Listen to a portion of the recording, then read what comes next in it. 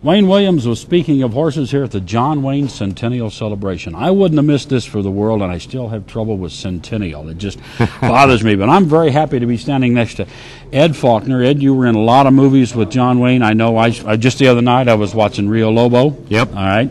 You were in the Green Beret. I was. And Undefeated. Correct. Correct. And there's a few I'm missing probably, but...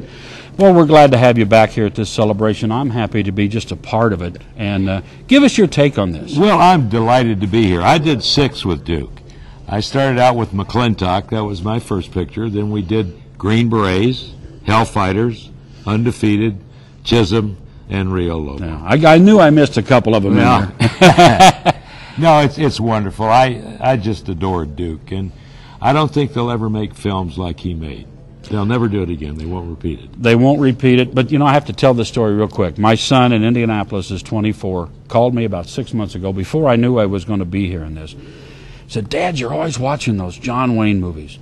But he said, I saw one the other night called War Wagon. I like that. So, I'm like, so he's kind of just now discovering it, and I think maybe it's more the persona of the character and what he stood for that kind of comes through. Well, I think today we do, I'm retired now, but my wife and I go to a number of film festivals, and we just attended one recently, 2 months ago, in Williamsburg, Virginia.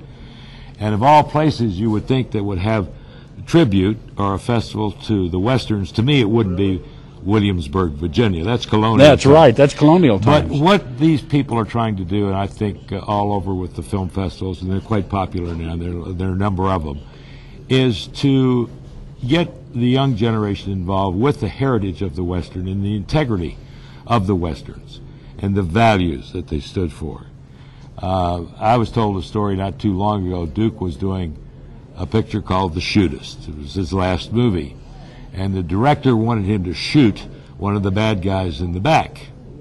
And Wayne refused to do that. That was his value in life, and he wouldn't portray that in film. It was out of character. Out of character, completely out of character. Right. And I think the Westerns really do show that. They're the good guys and the bad guys. But there's always the underlying, the sub-rosa, the subtext of the integrity and the honesty and the straightforwardness of those films. It was fantastic.